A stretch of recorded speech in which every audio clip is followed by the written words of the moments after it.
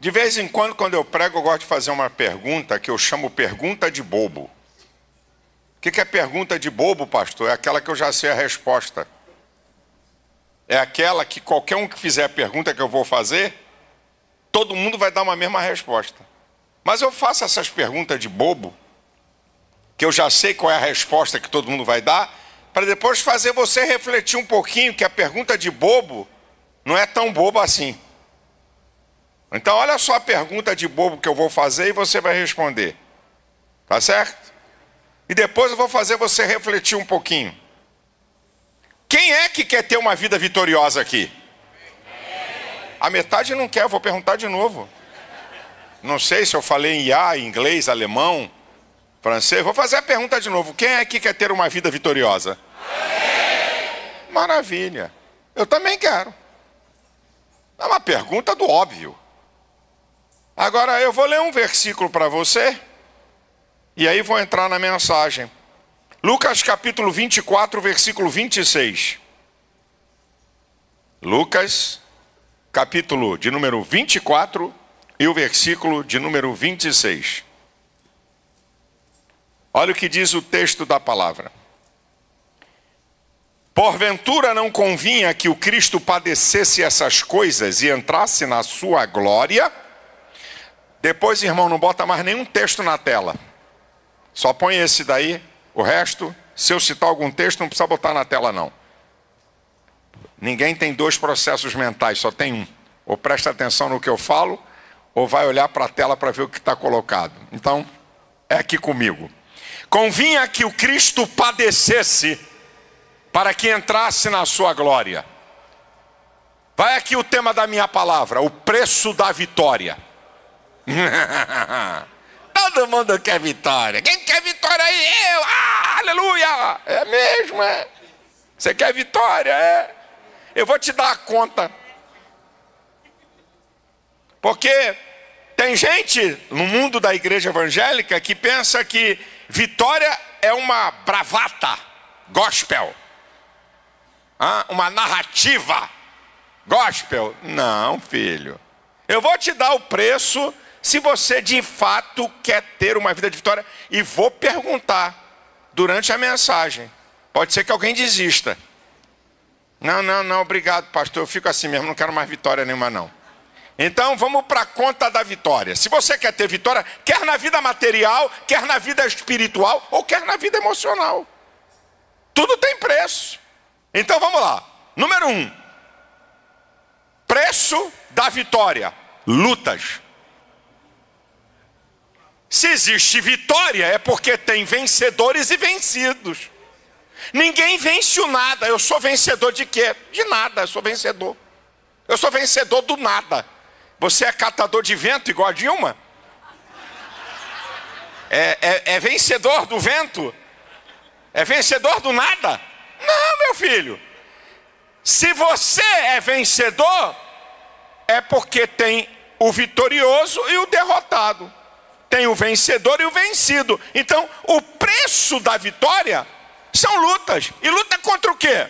Se você quer ter vitória na vida, se prepare para enfrentar suas limitações. Você vai lutar contra as suas limitações. Vai ter que lutar contra a concorrência. Tem muita gente que quer a mesma coisa que tu quer na vida. E ainda fora lutar contra a concorrência, vai ter que lutar contra a maldade dos outros, a inveja dos outros, o ciúme dos outros. É o preço, queridão. Se você quer ter vitória. Agora, você quer ter vitória na vida espiritual? Rapaz, coisa boa. Se você quer ter vitória na vida espiritual, você vai ter que enfrentar e vencer o diabo. 1 Pedro, capítulo 5, versículo 8, diz que o diabo, vosso adversário, anda em derredor, bramando como leão, buscando a quem possa tragar. E o apóstolo Paulo fala para a igreja, não é para pecador não. Efésios 4, 27, não dê lugar ao diabo. Não está falando para pecador, não está falando para crente que vem para a igreja, carrega a Bíblia, fala língua estranha, dá glória a Deus e aleluia. Não dê lugar ao diabo. E Tiago 4,7 diz: sujeitai-vos, pois, a Deus, resisti ao diabo, e ele fugirá de vós. Agora olha que coisa interessante. Se você quer vencer o diabo, já que você quer vitória na vida espiritual, e a maneira de vencer o diabo é enfrentá-lo debaixo da cobertura de Deus, porque não tem outro jeito. E o apóstolo Paulo também em Efésios capítulo 6, a partir do versículo 10, ele vai dizer uma coisa para a igreja: no demais, irmãos meus, fortalecei-vos no Senhor e na força do seu poder. Revesti-vos de toda a armadura de Deus, para que possais estar firmes contra as astutas ciladas do diabo. Porque não temos que lutar contra a carne nem contra o sangue, mas sim contra principados, contra potestades, contra príncipe das trevas, contra hostes espirituais da maldade nos lugares celestiais. Está falando para crente, meu irmão. Olha onde é que é a nossa guerra. É no mundo do transcendente. E para você lutar contra o diabo, tem que submeter a Deus e revestir da armadura de Deus para o embate. Agora, para você ter uma vida espiritual vitoriosa, tem uma outra luta, mas aí já é diferente, contra a sua própria natureza.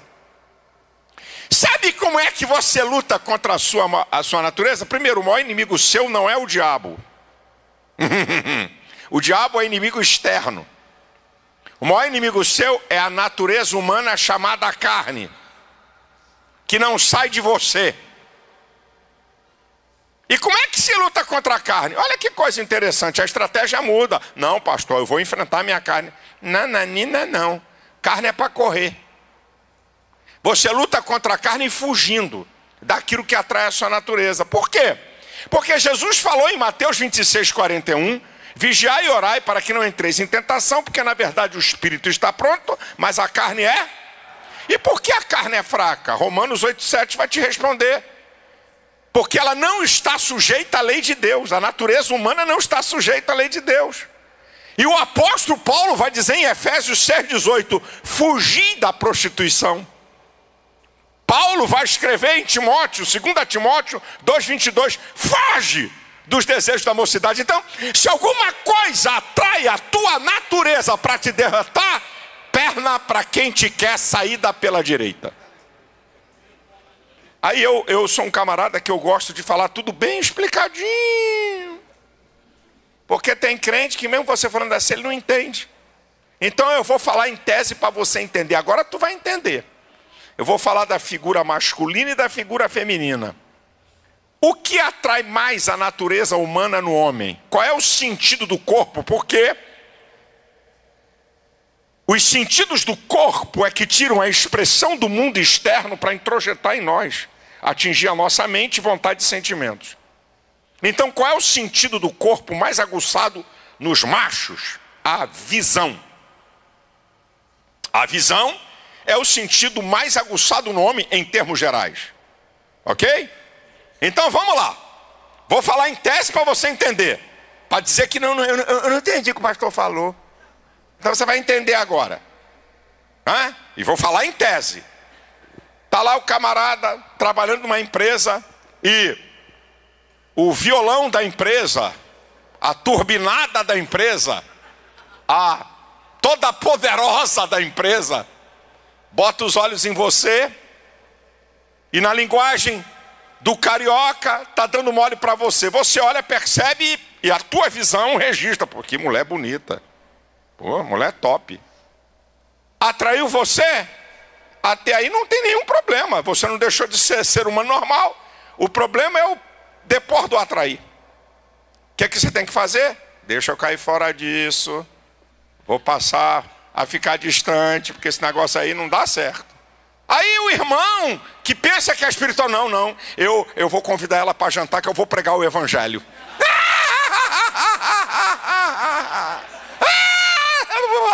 Eu sei onde é que você vai parar com ela depois do jantar. Então, natureza humana, perna para quem te quer. As irmãs estão rindo. Eu vou dizer qual é o sentido mais aguçado na mulher. Audição. O somebody love. E aí um sagaz chega perto de você, e o homem que tem essa índole da conquista, não estou falando de bobo que fala besteira, imoralidade para uma mulher, mas o sagaz, estrategista. Poxa, você é uma mulher diferente. Uma frasezinha normal. É a primeira. Você ouviu, você tem ouvido, não é surda? Não ouviu.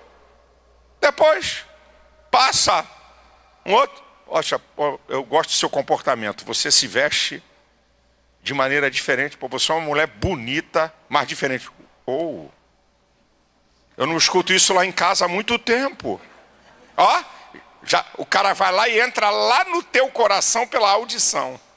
E aí começa o cara a alimentar com uma conversinha afiada, despropositadamente, que é o macho inteligente que quer conquistar, não é esses bocó, esses imbecis que te dão cantada com palavra baixa. Não, isso é idiota. Facinho de você botar ele para correr. E também não é o que passa, é o que você convive. Isso vale para homem ou para mulher? É quem você convive, não é quem passa no teu caminho, não. É lá no trabalho, é na escola, é na vizinhança, é na igreja. É quem você convive. E aí, o cara só no sapatinho vem no parapapaburibiobô. Ai, meu Deus. Então, cai fora. Para de ouvir. E aí eu aproveito, deixa eu dizer para os machos que estão aqui. Eu vou dizer como é que é o processo na mulher. Tudo que você fala para uma mulher vai entrar no ouvido, vai ao coração e pode sair do outro lado, mas pode ficar no coração. Mas o processo emocional da mulher, o que você fala para ela, entra no ouvido, vai no coração e pode sair pelo outro ouvido, mas pode ficar lá. Então cuidado com o que você fala com a mulher. Por exemplo, uma mulher chamar um homem de bobo, deixa de ser bobo, rapaz. O homem racionaliza. Na maioria das vezes, o que você falar para um homem entra no ouvido e sai pelo outro. Isso é o homem, ele racionaliza. Aí o cara vai, essa mulher boba, me chamou de boba. Já passou no coração. Olha, até para você dizer que a mulher é bonita, você tem que tomar cuidado. Eu quando falo para minha esposa, e de vez em quando, porque se falar toda hora vira lugar comum, e não tem graça, de vez em quando eu digo assim, hoje você está mais bonita, eu boto mais. Porque se eu chegar, você está bonita hoje por alguma acaso eu ando feia? Ela já interpreta de outro jeito, meu brother. Então cuidado. Mas eu estou falando dessas coisas é o seguinte, para você vencer na vida espiritual, para vencer o diabo é enfrentar sua natureza, correr. Se você quer vencer, o apóstolo Paulo ele é incrível. Em Romanos, no capítulo 7, a partir do versículo 19, ele fala em síntese uma coisa incrível da natureza humana. O bem que eu quero, eu não faço. O mal que eu não quero, isso eu faço. Então eu descubro uma lei que está em mim. Quando quero fazer o bem, o mal está comigo. Miserável homem que sou, quem me livrará do corpo dessa morte? Aí ele dá a resposta. Mas dou graças a Deus por Jesus Cristo. Então essa guerra da nossa natureza, estou falando do apóstolo Paulo. Ela vai existir. E para você poder vencê-la, você tem que fugir. Então, número 1, se você quer ser vitorioso, se prepare para enfrentar lutas. Número 2, se você quer ser vitorioso, eu te dou aqui o preço. Número 2, correr riscos. Agora presta atenção. Não é correr risco toda hora e não é por qualquer coisa. Existem 3 elementos para você correr um risco, para você ser vitorioso na vida. 3 fatores. Primeiro, a oportunidade. É uma oportunidade de ouro? Vai valer a pena eu correr o risco? Primeira análise. Você tem que analisar a oportunidade. Segundo lugar, você tem que analisar o cálculo. Tempo e a dimensão do que eu vou comprometer. Você não pode correr um risco de qualquer jeito. Não, tem que medir a oportunidade, depois o cálculo. Quanto tempo eu vou gastar nesse negócio e o que eu vou comprometer? E terceiro, a estratégia. Porque eu não posso correr risco de qualquer jeito. Davi dá um exemplo sensacional.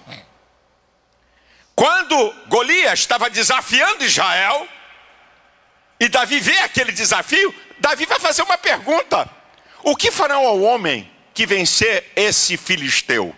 Aí disseram para Davi: olha, o rei vai dar riqueza, a filha em casamento, e vai isentar o cara e a família de IPTU, IPVA, imposto de renda, ICMS, por toda a vida. Davi disse: vai valer a pena o risco. Você não pode comprometer tudo por causa de uma vitória, porque você pode perder tudo. E eu vou citar exemplos de tese para você entender. Apareceu uma oportunidade de ouro para você. Preste atenção, irmão. Uma oportunidade de ouro. Mas essa oportunidade de ouro, escute, eu não tenho o dinheiro todo, mas se eu vender a minha casa e comprar uma casa menor, eu não vou perder a segurança de uma casa que está na base da pirâmide da segurança emocional. Você tem um teto, mas eu vou para uma casa de um nível menor, porque eu vou querer correr um risco. Agora, você só tem uma casa, levou 20 anos para pagar, e você vende essa casa para um negócio, estou com pena de você. Você arriscou tudo.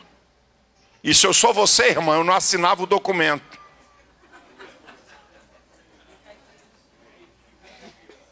Ninguém mandou você vir no culto aqui hoje. Poxa, eu estava no maior blá blá blá com a minha mulher para ela assinar aqui para a gente vender a casa. Levou 20 anos para comprar uma casa, e aí aparece um negócio, ele arrisca tudo. Você não está sendo sábio. Você tem que calcular, o que eu vou comprometer nisso aqui? Não, peraí, eu tenho que ter um mínimo de segurança. Eu não posso comprometer tudo. Meu querido, se você compromete tudo o tempo todo, se prepare para uma hora quebrar a cara. Mas nessa vida, para a gente conquistar coisas, a gente corre risco sim.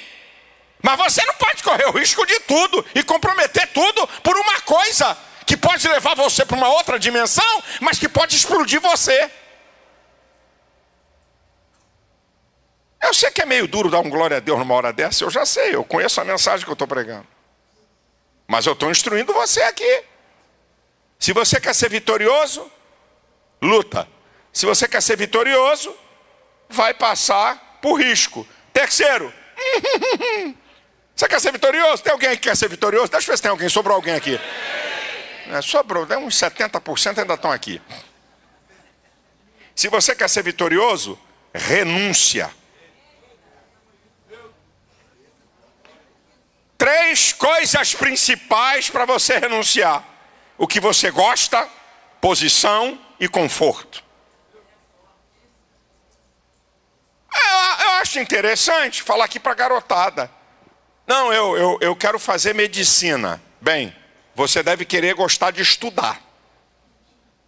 Em primeiro lugar. Você quer fazer medicina? Então quem quer fazer medicina é porque gosta de estudar. Segundo lugar, você vai ter que abrir mão de muita coisa. A brincadeira com a turma, se é homem, o futebol de final de semana, de sábado, passear para lá e para cá, porque você vai ter que renunciar a alguma coisa que você gosta por um objetivo maior. Não acontece aqui em Niterói, acontece lá no Rio de Janeiro, lá na minha região lá. Aqui não tem essa gente.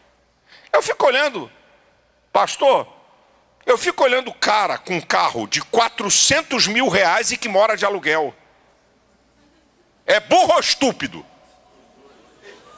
Já tem irmão que disse que é as duas coisas. Como é que o cara anda num carro de 400 mil conto e mora de aluguel? Não era melhor andar num carrinho 0,5, não é nem 1,0, e você ajudar a comprar uma casa? Tem que renunciar. Não, eu moro de aluguel e quero comprar uma casa. Só come em restaurante? Tira férias e gasta uma nota? Querido, tem que ter renúncia. Não pode chegar num shopping que compra o que não precisa.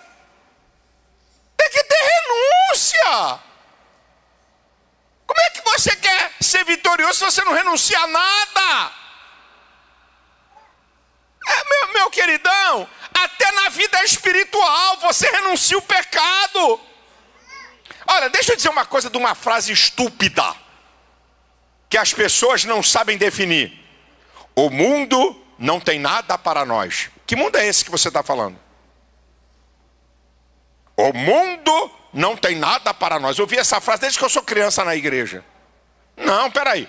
O mundo não tem nada para mim na questão da vida eterna. Mas para me atrair? Para me dar prazer? Para me dar satisfação, pessoal? O mundo tá assim, meu brother, de coisa. Assim. E você renuncia. Por quê? Porque você entregou sua vida a Cristo. Porque a sua visão é espiritual. Porque você crê na vida eterna. Porque você crê que Deus tem o melhor para você. Mas tem renúncia.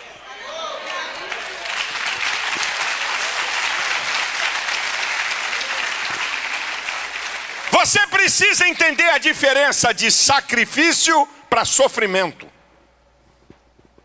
Sofrimento é sentir dor, padecer por alguma coisa. Isso é sofrimento. Sacrifício é renúncia voluntária, privação por objetivo. Então a renúncia, ela tem não sofrimento, mas ela tem sacrifício. Vou mostrar para você duas coisas. Sofrimento, a mulher estéril que não pode gerar filhos. Sacrifício, 9 meses de gravidez. É um sacrifício pelo objetivo, vai ser mãe. Então, na renúncia não é sofrimento, mas a renúncia tem sacrifício. Uma casa melhor, um carro melhor, uma roupa melhor, um restaurante melhor, eu vou deixar porque eu tenho um objetivo. Número 4. Se alguém aqui está disposto a ser vitorioso, segura mais uma receitazinha do preço. Gastar tempo e energia. Nós estamos vivendo, irmãos, uma sociedade do aqui e do agora. Tem gente que pensa que a vida é igual filmezinho de Zap Zap. O único lugar que você entra pobre e 2 horas depois é bilionário é filme da Netflix. É o único lugar que o cara entra pobre, 2 horas depois ele é um bilionário. Na vida, queridão, Jesus levou 30 anos para exercer um ministério de 3. Olha o tempo. Você quer ver uma coisa? Quando Deus mandou Samuel na casa de Jessé para ungir um novo rei, e que o profeta Samuel foi à casa de Jessé, 1 Reis, capítulo 16, e unge Davi, você acha o quê? Que quando o profeta derramou óleo sobre a cabeça de Davi, do lado de fora da casa tinha uma carruagem de ouro, com aqueles caras com trombeta, e já tinha uma coroa, para tirar a roupa de pastor, botar a coroa na cabeça de Davi, uma roupa real, olha o novo rei. Ele tinha aproximadamente 15 a 16 anos. Ele tinha aproximadamente 15 a 16 anos. Depois que ele recebe a unção de rei, agora vamos começar o processo. Ele é perseguido por Saul quase 10 anos implacavelmente. Foge daqui, vai para o deserto, vai para a montanha, vai para a rocha, corre dali, vai para cá. E Saul no quengo dele querendo matá-lo. Mas foi ungido o rei? Vamos para o processo. Para chegar no lugar. Vai ter tempo. Vai gastar tempo e energia para amadurecer. Aí você chega em 2 Samuel, capítulo 3, versículo 1. E houve guerra prolongada entre a casa de Davi e a casa de Saul. E a casa de Davi prevaleceu. Mesmo ungido rei teve que lutar. Só em 2 Samuel, capítulo 5, é que Davi é rei sobre todo Israel. Ele foi ungido aos 15 anos e só aos 30 sentou no trono. Gastou tempo e energia para aprender e para amadurecer. A vida não é fácil não, meu brother. Você não vai conquistar coisas da noite para o dia, não. Te prepare para gastar tempo e energia. Número 5, tem alguém aí ainda que quer ser vitorioso, sim ou não? Então eu vou continuar. Número 5. Está aqui o preço da vitória. Determinação. Você sabe o que é determinação? É decidir firmemente. Tomar uma decisão. É isso aqui que eu quero. Deus confirmou comigo. Eu estou debaixo da direção de Deus. Pode levantar capeta, homem, o diabo, sei lá quem. Levanta quem quiser. Eu não vou abrir mão. Eu vou até o final. Determinação.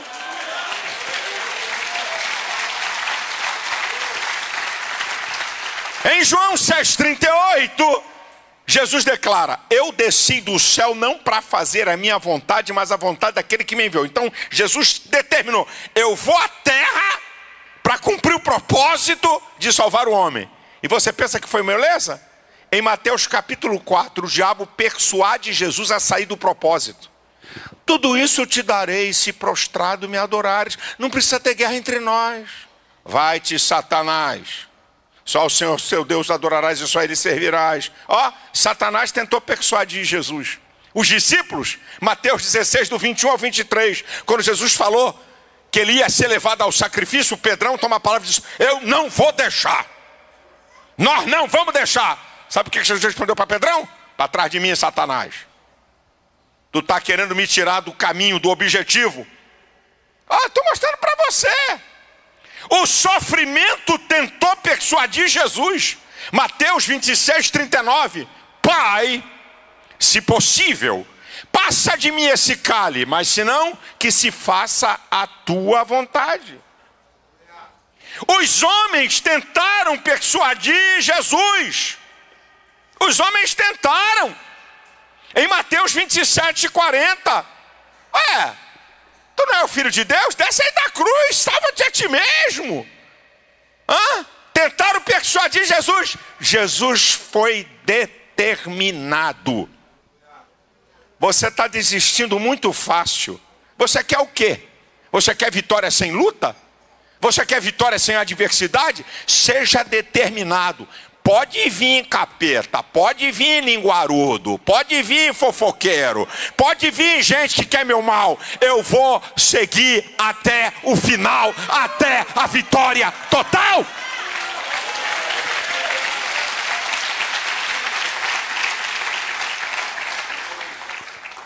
Mas se você quer vitória, no preço da vitória também tem sofrimento.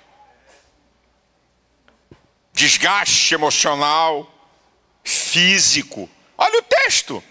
Convinha que o Cristo padecesse para que entrasse na sua glória. Tem sofrimento, sim. Sofrimento emocional, desgaste físico, tem sim. É preço que tem que se pagar, irmão. Que você tem que entender. Agora olha que coisa interessante, parece que é antagônica, parece que não é verdade. Mas o preço da vitória tem uma coisa também chamada derrota. Ué, se é vitória, como é que é derrota? Calma. Primeiro eu desafio você a me apresentar um homem vitorioso na face da terra que não tenha sofrido derrotas na sua vida. Você quer Jesus? Estou falando à luz da humanidade e não do propósito espiritual. Por algum acaso, alguém que morre é vitória ou é derrota? À luz da lógica humana, é derrota. Jesus morreu. Seus inimigos levaram ele à morte. Só que Jesus não foi assassinado.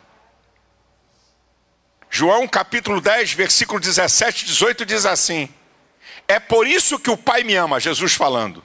Eu dou a minha vida para depois tornar a tomá-la. ninguém a tira de mim. Eu tenho poder para dar e tenho poder para tornar a tomá-la. Você lembra quando Pedrão, lá em Mateus capítulo 26, versículo 53, tirou a espada quando vieram prender Jesus? Qual foi a palavra que Jesus deu para ele? Que ele tentou cortar a cabeça do cara, mas só pegou na orelha. Qual foi a palavra de Jesus? Guarda essa espada, rapaz. Eu rogaria ao Pai e ele me enviaria 12 legiões de anjos. Então agora vamos traduzir para o cálculo. No Antigo Testamento, um anjo derrotou 185 mil homens de guerra. Uma legião romana tem entre 5 a 6 mil soldados. Então, 12 legiões, 72 mil anjos. 72 mil anjos multiplicado por 185 mil dá alguns bilhões. Você sabe o que Jesus está falando? Jesus está dizendo assim, olha, se eu quisesse, eu rogava o Pai, eu destruía tudo e voltava para a minha glória. Só que Jesus estava disposto e determinado a cumprir um propósito. Ele é que deu a vida dele. Qual é o propósito? Hebreus 2,14 diz que pela sua morte aniquilasse aquele que tinha o império da morte, a saber, o diabo. Então você tem que entender o seguinte: quando o homem peca, Satanás passa a ter o domínio da morte. Se antes da morte e ressurreição de Cristo alguém morresse, não poderia ressuscitar para a vida eterna. E se ressuscitasse, ia morrer de novo. E aí Apocalipse 1,5 diz que Jesus Cristo é o primogênito dentre os mortos. Isso é, o primeiro a sair da morte para nunca mais voltar para lá.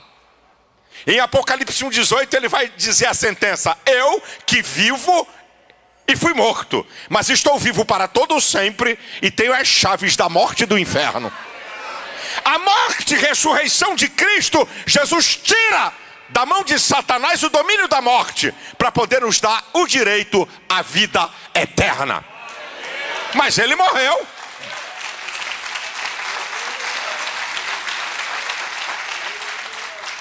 Na vida da gente tem derrota. E sabe que a derrota faz parte do processo da vitória? Porque a derrota faz você fazer algumas coisas. Primeiro, quebrantamento.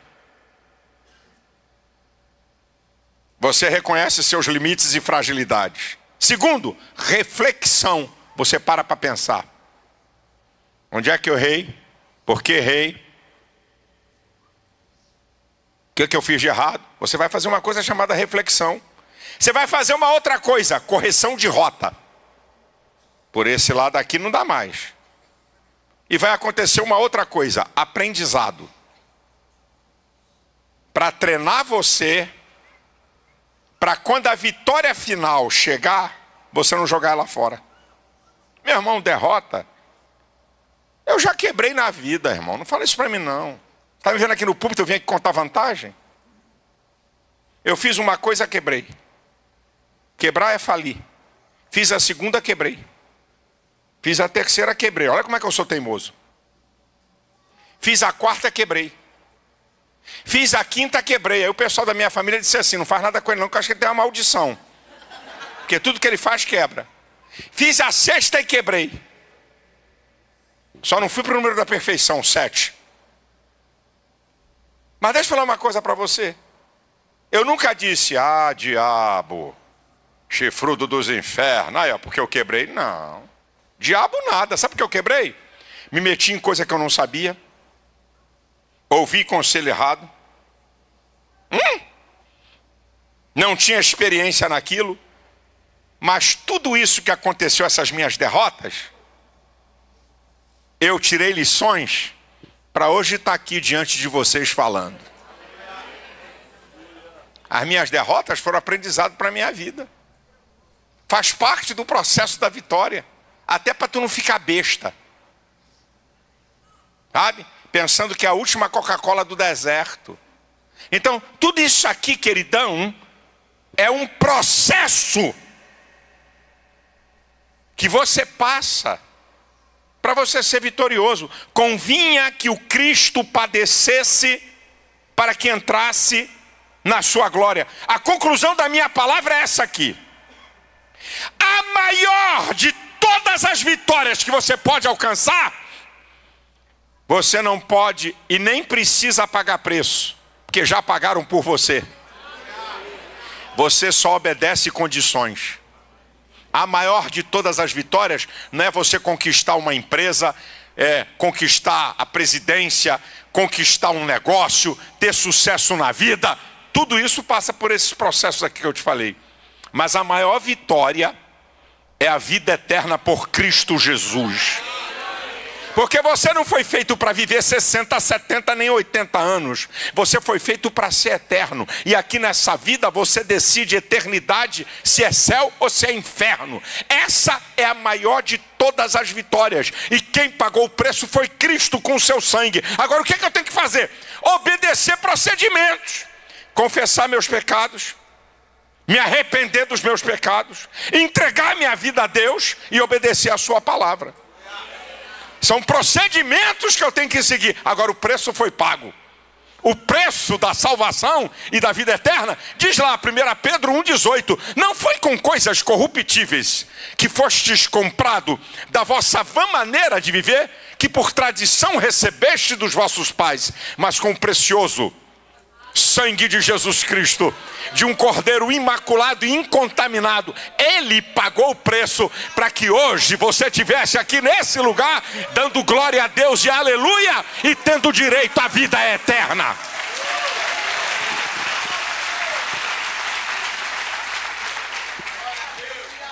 Mas fique certo, meu amado, eu tenho aprendido na minha vida. Você sabe qual é o grande problema dos crentes? É espiritualizar tudo. Espiritualiza tudo como se ele nada. Não, eu não participo de nada. Eu te mostro o processo da vitória de Cristo para você entender isso que eu estou te falando.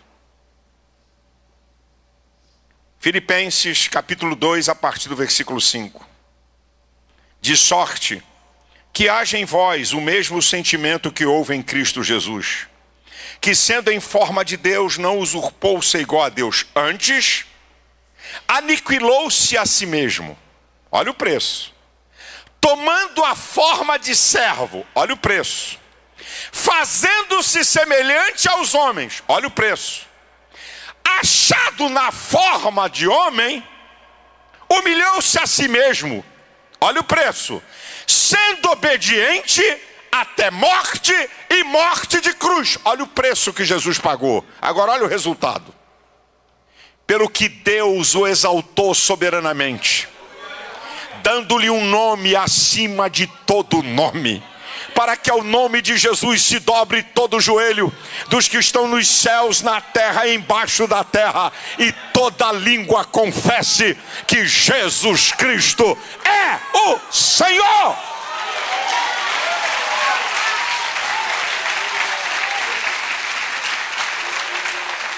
Se Ele pagou o preço da maior vitória aqui nessa vida, a gente também vai pagar o preço.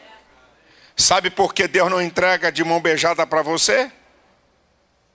Porque tudo que o homem recebe de mão beijada não cria escala de valor. Você quer uma prova? Isso é provado.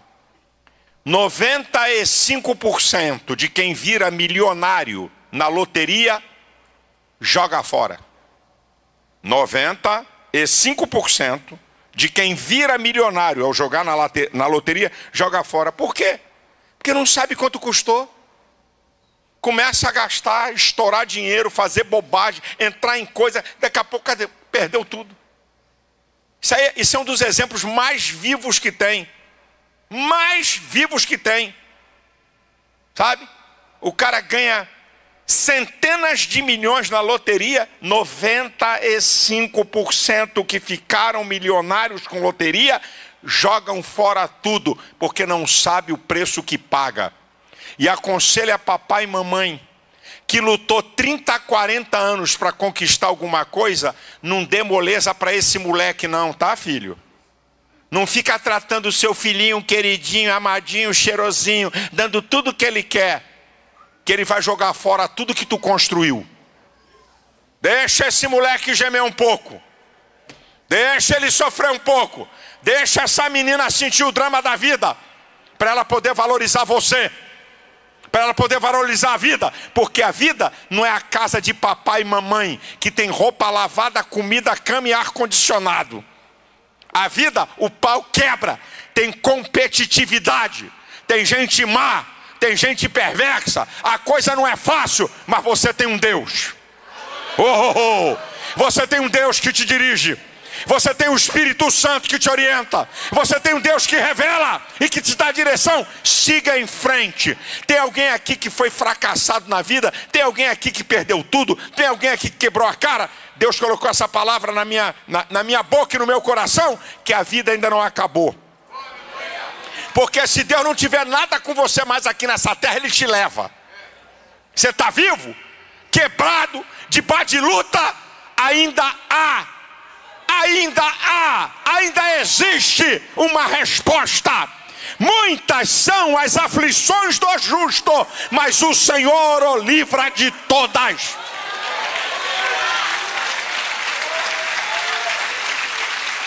Salmo 34, versículo 19. Não é pouca aflição não, meu irmão. O pau canta, o couro come. Isso é a vida. Mas não fica triste nem abaixa a cabeça não. Toca a vida. Tem propósito de Deus para você. Tem projeto de Deus para você. Não deu certo aqui? Muda a direção. Não fica dando cabeçada em ponta de faca não. E de novo, e de novo, e de novo. E na mesma coisa. E vamos embora, vamos para outra coisa. Não adianta. Aqui chega. Aqui fechou. Deus está falando com alguém aqui. Muda aí, meu filho. Não fica com a mesma cantiga não. Sofreu derrota. O pau está quebrando. A coisa não está acontecendo. Muda. Tem uma resposta aí na frente. Tem uma porta aberta para você aí na frente. Você vai fazer a tua parte para Deus olhar e dizer assim: Ele está fazendo tudo que é possível. Agora eu vou entrar nesse negócio aí. Irmãos, eu acho tão interessante quando Deus olha para Gideão. Olha o que é que Deus fala para ele: varão valoroso, o Senhor é contigo. Deus fala isso para Gideão porque ele estava dando glória a Deus. Rajada de língua estranha.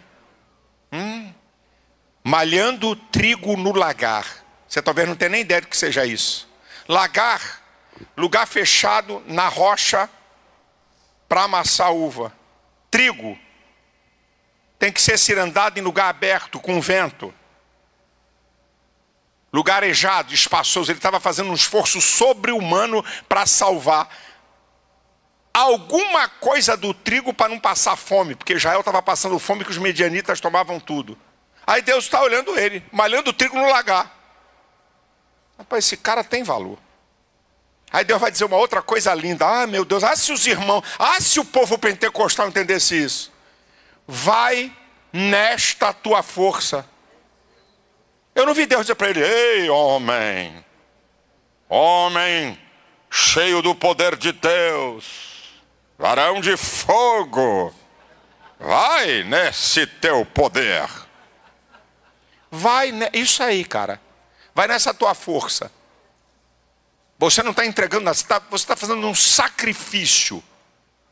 É isso, eu quero sair. Deus não diz uma palavra espiritual. Só depois que ele diz: mas quem sou eu para isso? Aí que Deus vai dizer: porventura não te mandei eu? Faça a sua parte, que do meu lado está garantido. Você sabe qual é o problema do povo de Deus? É querer que Deus faça aquilo que Ele tem que fazer. E eu tenho uma noticiazinha boa e vou encerrar. Deus não move uma palha naquilo que a capacidade humana pode. E Deus move o céu inteiro onde você não pode. Mas para você atrair Deus para agir por você, você tem que fazer a sua parte.